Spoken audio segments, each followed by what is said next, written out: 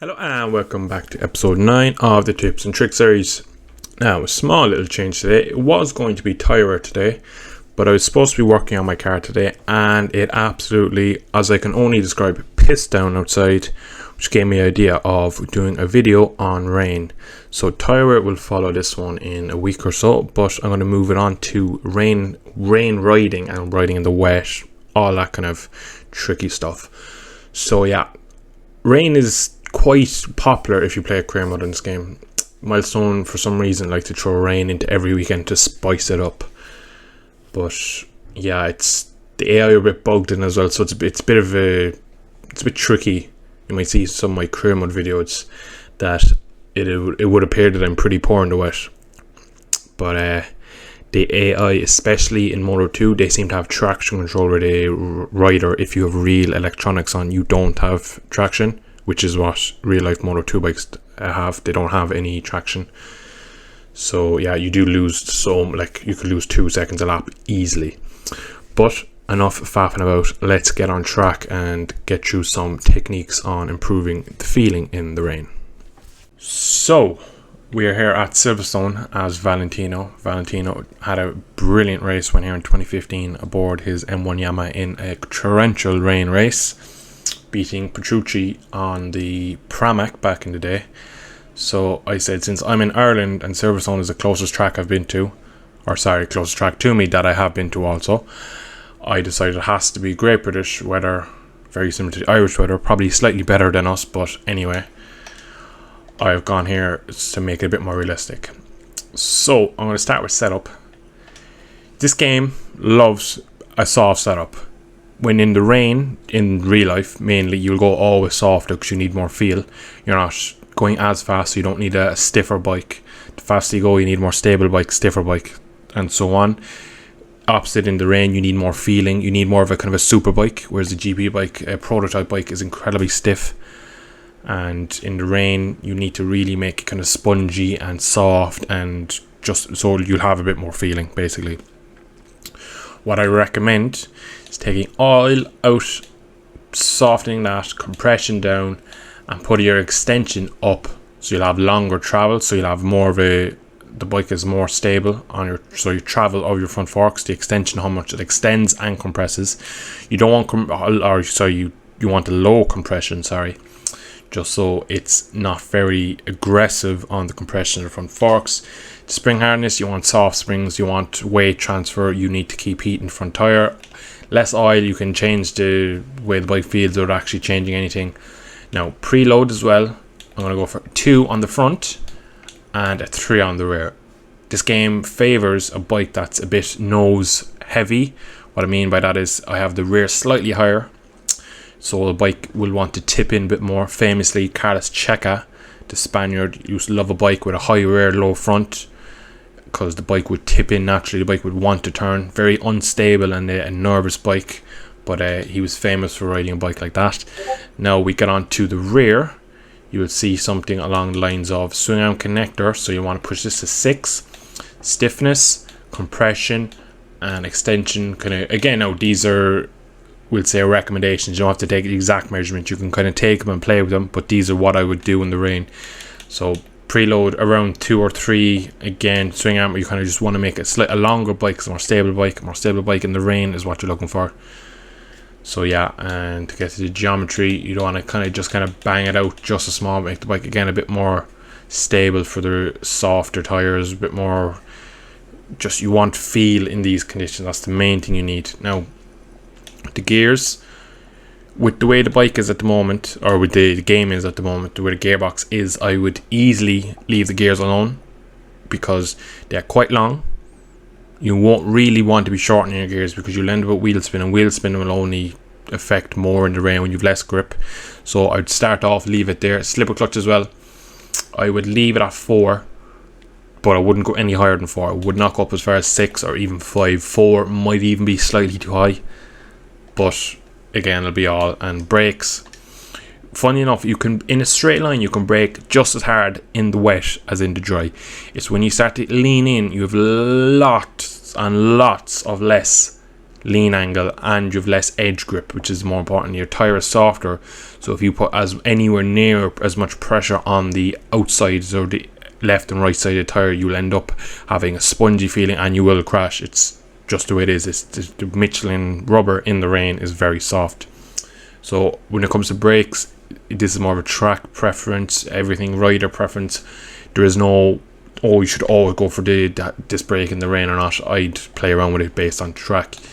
Now ECU, this can be very important. I would start off with traction 4, engine brake 4, anti-wheelie 3. And power mapping is very important. If you were doing qualifying, you'd want to have it on 2. So 3, all the power all the time, very aggressive. The rear end will step out, you'll have a lot of spin. Not recommended really for the rain. Obviously when you're in 3rd, 4th, 5th gear, using your electronics or your power mapping higher is ideal because you'll get fast on the straight. A tip I always use is so again in a race term, whether it be online or career mode or whatever you're doing, underfuel the bike. A lot of the times run power 1. You have less power. You could look at it as a wet weather torque mapping is what you're doing. You're taking more power out of the bike, so the bike has less power, so you can ride it a bit more. You don't need to be scared of the bike. You can be a bit more aggressive with it because you have less power, so the bike won't react as harsh. So 1 and 2 are your bread and butter. 3 really only when the bike is at least in 3rd gear. I wouldn't go into it in 2nd gear. You'd really want incredible throttle control or an amazing setup, or you'd want to have the bike pretty much standing up before using power 3. It will cause the rear to spin, overheat, and once you overheat the tires, that's one of the biggest issues in this game. If you overheat your tires, you're in no man's land. You will drop all pace, you'll have no feel, and you won't do anything. So power 2, I'm going to leave it on for now. So let's get on track. Now, one of the main things in this game when you're riding in the rain, same in real life, the bike will not turn as much. You can see with Valentino on autopilot now, it'll be slower to change direction. I won't be able to get as much in lean angle. If I try and brake hard at full lean, I will crash. You just need to be very delicate with your inputs. You need to be delicate with your riding style. You just want to be very careful. Avoid the curbs at all costs would be my best solution really for the wheel spin on the curbs. You can see now I broke where I wouldn't have in the dry, and look, the apex maybe 4 meters off the apex I was. So you see a lot of times you'll be braking earlier just to get the bike turned in. If it's a heavy braking zone, like we'll come up to in a second here now at the end of the hanger straight, you'll have a heavy braking zone. I'll be able to brake quite late like I would in the dry, but what happens when I transition from heavy braking to corner entry, I'll have a lot less grip and I'll have to scrub off more speed again. So we come up here, this is normally what you'd be flat out, so I'll just turn my power down now just to make it be easier. So I can still brake very late, but you want to brake a lot longer standing up, because as soon as you get the edge of the tire, I'll do a demonstrating as coming down into Vale. If you try and push your front tire in the rain, this is where I'd brake in the dry if I was at full pelt. As soon as you get the full lean angle, that was very gently on the brake, and you see it went like that. No warning, no way of saving it, just went. Poor Valet has to go over and pick up his bike. A scene we've seen far too much this year, unfortunately. Young Valentino picking up his M1. But anyway, back to it. Your rear end is just the same. You can't be a full lean and ask for power. Even look, I'm on traction 4, power 2. I'm watching. Just going to give it a bit too much beans, and she will slowly come around. Thankfully, with the higher traction, it will cut power, but also cutting power means cutting speed. So you want to brake hard in a straight line. Try and get off the brakes as early as possible and lean in earlier. You want to make a corner into a V. So what I mean by that is you come to this corner here. Take it very slowly now. You want to get the bike in, turn it and out. So I'm going to rewind that there now just to kind of show again. So just so I can play with the bike. So I come in very, very aggressive. So that's where my apex would be there if it was a dry lap and I want to go run a wide kind of just to the outside track. Whereas this time I want to pick the bike in or bring it in. Now I do it very slowly so it looks wrong, but you get the idea. I make the corner into a V just so you're hot in, hot out, but mid corner, because you can't lean the bike over. You don't want to carry corner speed in the rain, so you want to kind of bring it in tight and then pick it up. And best way to ride in the rain is to square off every corner. So again, in here, picking the bike up before I get hit hard on the accelerator, and the throttle on the bike. And then long corners like that, you want to again pick the bike up really before you get hard on the power. Rear brake, very good in the rain. What it does is it pulls the weight off the front, and by doing that you can actually brake slightly deeper and trail brake slightly more. So when you're using rear brake, what it does is it squats the rear of the bike down a bit more, taking load and weight critically off the front end. And once you've weight off the front end, it can be a bit nicer. So that's pretty much it. Now what you'll also have to deal with is a wet track. A wet track you'll probably see a lot in career mode. And what a wet track is, it'll be literally just the same as where the track is now, but it won't be raining. If you're doing a 35% race, you'll say you'll have 8 laps. After about 5 laps, you'll notice a dry line appearing. Then the bike will start to feel 100 times better. You will start to knock seconds off your PB, even though you're on worn tires, and you'll have no feeling. And then you'll instantly have a bike that comes alive. You'll be able to brake deeper, you'll be able to get a bit more lean angle because you have a drying line. And the drier the line is, even on wets, you'll still get more lean angle and you'll get better grip. So I'd still, even if it's a wet track, I'd still set the bike up for the wet, because it's usually it's different in a practice session or qualifying session. You will have half an hour, and maybe last 10 minutes you could then go out and then set a good lap time on a drying track. Whereas in the race you have to do the first 6 laps in the heavy rain, so you have to put up with the rain. So if a rain race 75% is in heavy rain, or a full wet track we'll say, you'll want the bike to be good in the rest of the race, not just hope that you can be unbelievably quick for the last 3 laps, because it won't really happen.